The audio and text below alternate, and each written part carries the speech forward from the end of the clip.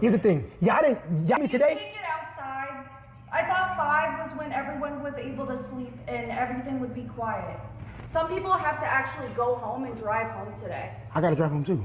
Okay, so why the fuck are you screaming when people are trying to sleep? I had to get her back. Go outside, bring it outside like a normal fucking human. She's sleeping. I couldn't take her outside. So take her outside. Go out there. Why are you yelling? Oh, that's kind of wild.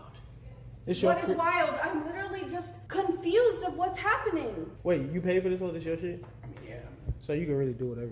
I mean, I'm not, you know, it's no disrespect. So you can scream like a fucking madman and you can't bring it outside.